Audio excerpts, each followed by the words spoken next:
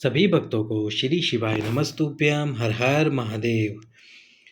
यदि 11 से 2 बजे के बीच, वो भी रात्रि में, यदि आपकी नींद खुलती है और नींद खुलने के बाद में आपको बहुत ज़ोर से भूख लगती है, तो इसका मतलब है आपके पितृ प्यासे हैं, आपके पितृ भूखे हैं, उन्हें भूख लग रही है, प्यास लग रही है। यदि आपकी नींद 11 से 2 के बीच ही खुलती है, अच्छे से खाना खा के आप सो गए, उसके बाद में 11 बजे से 2 बजे के बीच में 3 घंटों के अंदर यदि आपकी नींद खुली तो और आपको नींद खुलने के बाद में भूख लगी, बहुत ज़ोर से प्यास लगी, तो इसका मतलब है आपके पितृ प्यासे हैं, आपके पितृ भूखे हैं। तो आपके पितरों की भूख और प्यास को शांत करने के लिए पितृपक्ष के किसी भी दिन इस छोटे से उपाय को कीजिए। एक बेलपत्र और पंचामृत का ये उपाय आपके पितरों की भूख और प्यास को शांत कर देगा। सबसे पहले आपको एक बेलपत्र ले लेना है। एक बेलपत्र लेने के बाद में जो पंचामृत होता है, एक पात्र में पंचामृत यानी कि दूध, दही, घी, शहद और शक्कर, ये 5 वस्तुओं को लेकर एक पात्र में अच्छे से मिला लीजिए। ये बन गया पंचामृत। और उसके बाद में पितृपक्ष के किसी भी दिन एक बेलपत्र, जो एक बेलपत्र है, उस बेलपत्र को भगवान शंकर के शिवलिंग में, जो माता अशोक सुंदरी का स्थान है, उस स्थान पर समर्पित करना है। लेकिन समर्पित कैसे करना है, ये बात समझ लीजिए।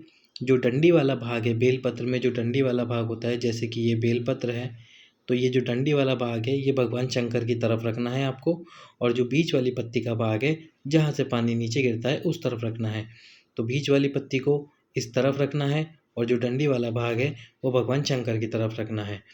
पहले आपको बेलपत्र समर्पित करना है। बेलपत्र समर्पित करने के बाद में जो पात्र में आपने पंचामृत बना रखा है, उस पंचामृत को भगवान शंकर के शिवलिंग के ऊपर समर्पित कर देना है।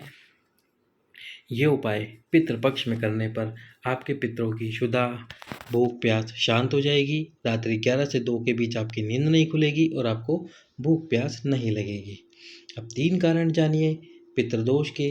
यदि एक कारण तो यही है, यदि आपके घर में यदि 11 से 2 बजे के बीच आपकी नींद खुलती है, तो एक कारण तो ये है पितृदोष का, आपको भूख प्यास लगती है।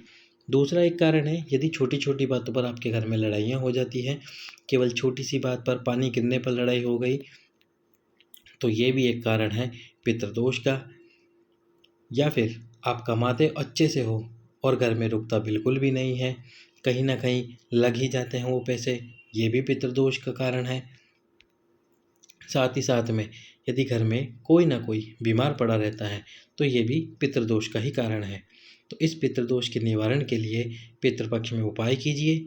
एक उपाय जो अभी आपको बताया बेलपत्र और पंचामृत वाला, वो उपाय कर सकते हैं। दूसरा उपाय हम आपको आने वाले वीडियो में बता देंगे। पितृपक्ष में ब्राह्मण भोज में ये 2 सब्जियों को ना बनाएं। और वो 2 सब्जी है, पहले नंबर पर तो बंद गोभी या फूल गोभी। जो गोभी आती है बंद गोभी या फूल गोभी, उसको ब्राह्मण भोज में नहीं बनाना चाहिए।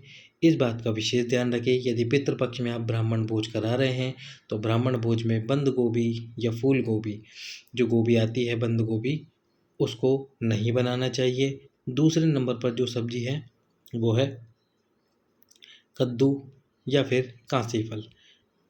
कद्दू आप सभी माताएं जानती होंगी कि कद्दू किसको बोलते हैं, तो कद्दू की सब्जी भी आपको पितृपक्ष में नहीं बनानी चाहिए।